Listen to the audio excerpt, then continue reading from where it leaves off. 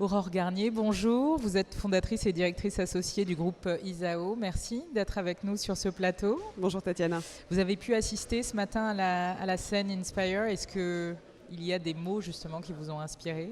Tout à fait, mais ce sont surtout les femmes qui m'ont inspirée, parce qu'on a des grandes femmes d'affaires qui sont intervenues ce matin. Donc c'est très inspirant pour une jeune femme chef d'entreprise en Afrique de l'Ouest. Alors justement, votre entreprise, c'est le groupe ISAO. Vous êtes dans la sûreté. Vous nous en dites un petit peu plus ? Oui, alors la sûreté, en fait, c'est la lutte contre les actes malveillants, c'est-à-dire là où il y a une volonté de nuire.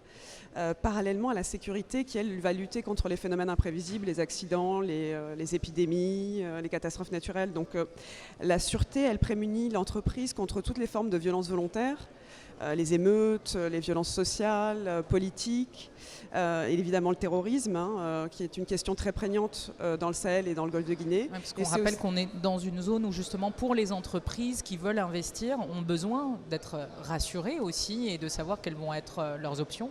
Tout à fait, tout à fait. On assiste véritablement aujourd'hui à une judiciarisation du monde des affaires, des efforts de normalisation, et les bailleurs de fonds, tout autant que la société civile, appellent à davantage de sûreté.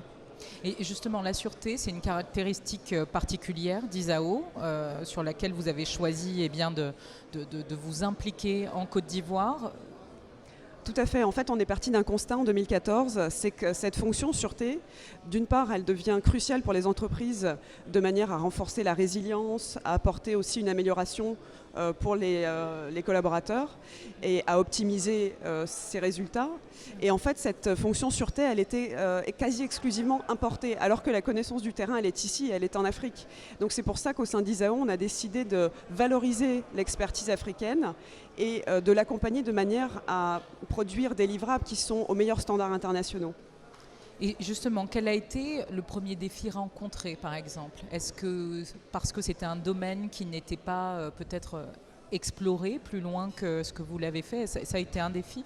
Tout à fait, oui, parce qu'en fait, on a évidemment une absence de formation sur ce type de métier. C'est très récent en Europe, ça a une dizaine d'années, une quinzaine d'années, et en Afrique, pour l'instant, ça n'existe pas. Donc, c'est un vrai challenge, un enjeu d'amener nos jeunes collaborateurs à renforcer leurs capacités en termes de sûreté et d'ingénierie. Alors, on travaille dans l'intelligence économique, l'intelligence d'affaires, l'ingénierie de sûreté. On a aussi toute une partie digitale et cyber qu'on essaye de renforcer aujourd'hui. C'est très inspirant aussi de voir ces jeunes collaborateurs monter en compétences au fur et à mesure des années. Et justement, vous parliez de digital, de cyber, de sécurité urbaine. Ce sont les enjeux de demain finalement ? Tout à fait. Je pense que c'est là exactement où la sûreté doit aller. C'est-à-dire qu'on doit sortir du gardiennage de la vidéoprotection pour aller sur des nouveaux métiers. Donc évidemment le digital avec des capacités prédictives de manière à faire de l'analyse de risque prospective.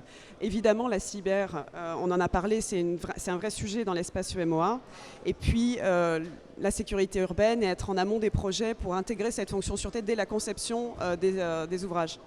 Merci beaucoup Aurore Merci Garnier, à vous. Vous êtes fondatrice et directrice associée du groupe ISAO. Je vous souhaite une excellente journée sur la suite des événements BPI France, Inspire and Connect. Merci beaucoup. Plein de succès à vous. Bonne journée.